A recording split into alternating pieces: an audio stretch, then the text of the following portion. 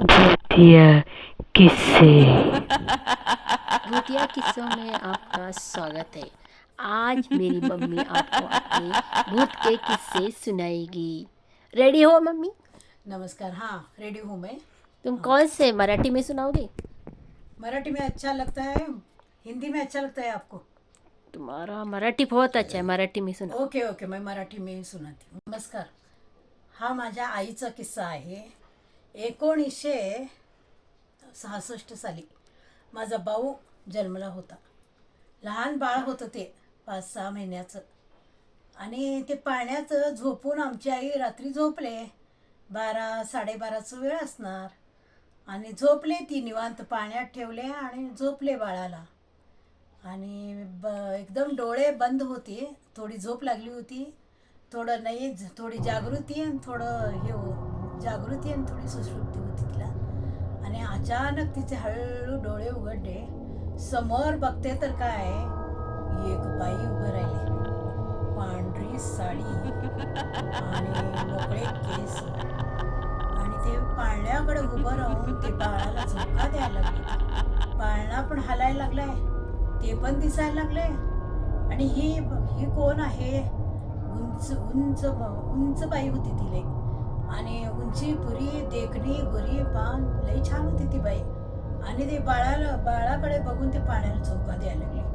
नंतर आमच्या आईच्या डोक्यात आलं, अरे रे, रात्री 12:30ला कुठली बाई येणार आहे? इथं दरवाजा तर बंद आहे, हे काहीतरी दुसरं दिसायला लागले म्हणून ते बाईकडे बघतच बसले. ती बाई पाळण्याला हलवत होती, हलवता थोडंसं नजर तिचं जरा नजर इकडे तिकडे झालं. आमच्या आईचं गडपच झाली ती बाई. ती परत काय डोळ्याला दिसली नाही. मग खरं घाबरली आमची आई. कसं तर करून आमच्या ते भावाला घेतली आणि गप्प पांघरुणामध्ये झोपली. आणि सकाळी उठून वडिलांना सांगितली. ते वडील आमचे विश्वास करत नव्हते ना, आणि आईलाच ओरडला. मलाच ओरडतील म्हणून ते वडिलांना पण सांगितली नाही, काय नाही. दुसऱ्या दिवशीच सांगितली ती. आमच्या आईचा हा किस्सा आहे. थँक्यू.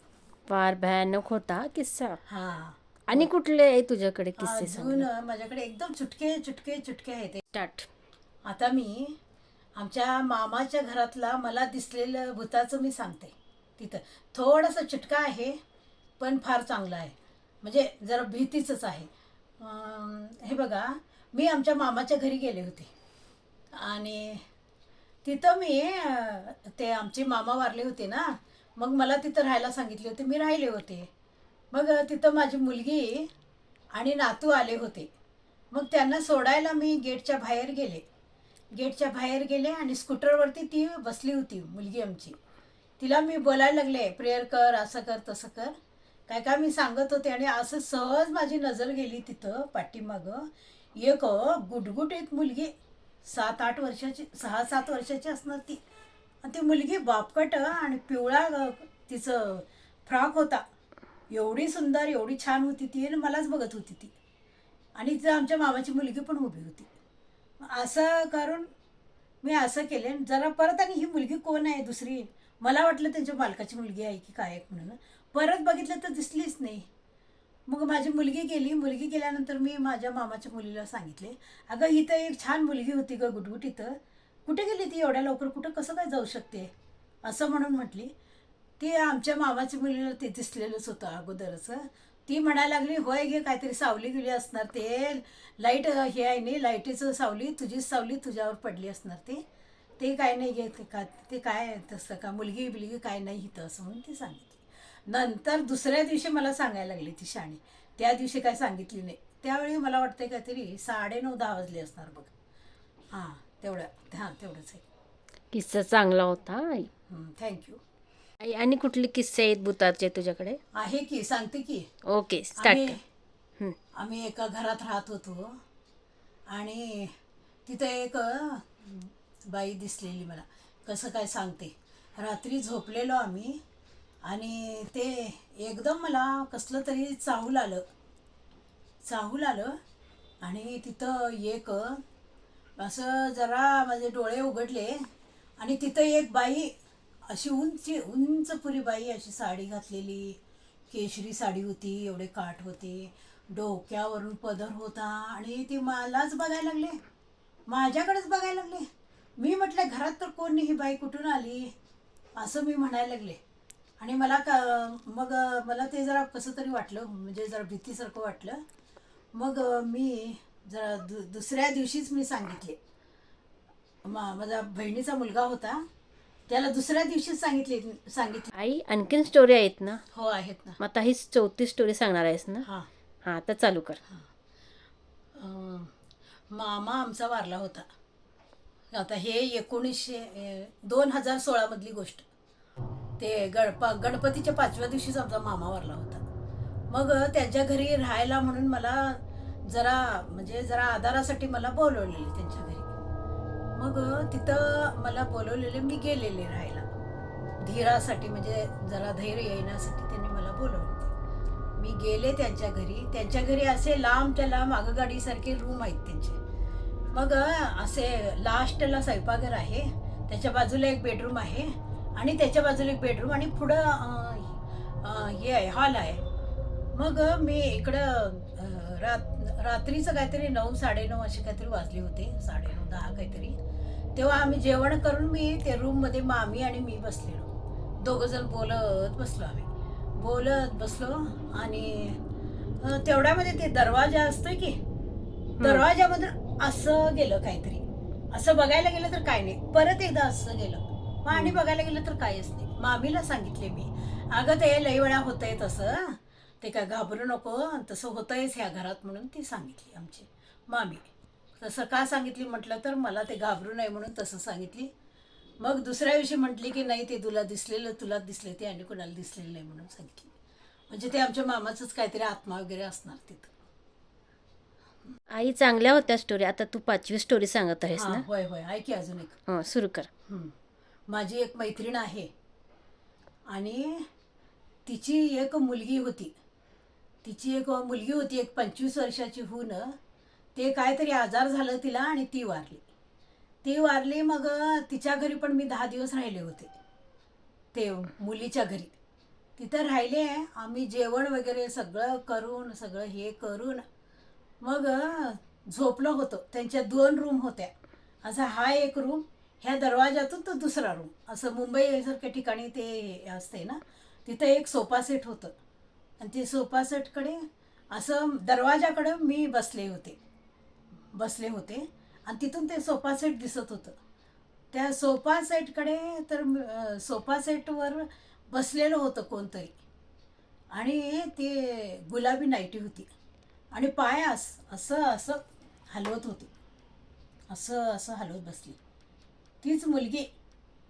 आणि ते मेल्यावर मी काय गेले नव्हते, मेल्यानंतर गेले.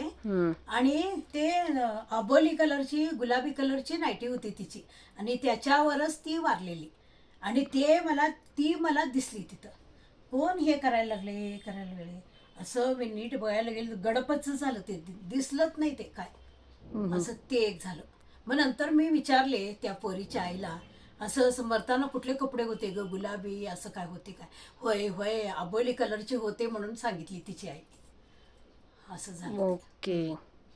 ओके होत्या आई स्टोऱ्या. आता 5 स्टोऱ्या सांगितली, आता 6th स्टोरी सांग. आहे ना अजून? हो. आता ही कुठली ते पण सांग. ही तर फार भयानक आहे. हो का? सांग. ऐकलीस तर दंग होऊन जाशील. काय सांगू तुला. हे बघ, माझी एक मैत्रीण आहे आणि तिची आई वारली. ओके. हां, 1 महिना 1.5 महिना झाला असणार. ती मैत्रीण काय केली, ते घर घाण झालं होतं लय. मग ते मोलकरणीला बोलवून सगळं स्वच्छ करायला लावली होती ती. आणि ते काय झालं, ते मैत्रिणीची तब्येत बिघडली. मग दवाखान्यात जाऊन येऊया. मग ती काय केली, मुलीला म्हटली, तू तुझं काम कर, मी दवाखान्याला जाऊन येते. बरं म्हटली ती, जाऊन या तुम्ही आणि बाहेरून कुलूप लावून जावा. बरं म्हटली ती. मग ती कुलूप लावून दवाखान्याला गेली, तिथं दाखवली वगैरे, ते झालं. त्याच्यानंतर ही काम करत बसली. तेवढ्यात ते चौकटीतून बेडरूममधून एकदम एक बाई डोक्यावर पदर घेऊन, साडी बिडी नेसून फार करून ह्या बेडरूममधून त्या बेडरूममध्ये गेली ती ही कामवाली काय समजले, माझी मैत्रीणच आहे असं समजले. मग कुलपाचा आवाज कसं काय आलं नाही काय असं म्हणून म्हटली ती.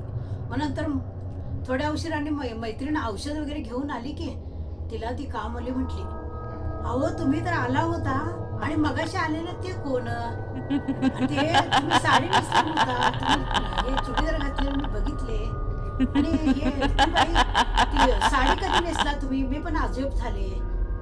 आणि ते मला बघा इथं बेडरूम मधून साडी नेसून डोक्यावर पदर घेऊन ह्या बेडरूम मधून त्या बेडरूम मध्ये गेलेलं मला दिसलं.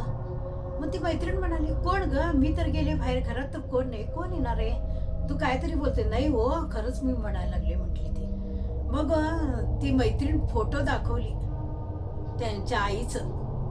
हा हीच तर बाई आहे ती, मी बघितली आता तिला, इथून इथं गेली ती. अयो रामा म्हटली ती. आता हे झालं का स्टोरी. चांगलं होतं स्टोरी. ये तो कुछ मेरी माँ को आए हुए भूतिया अनुभव।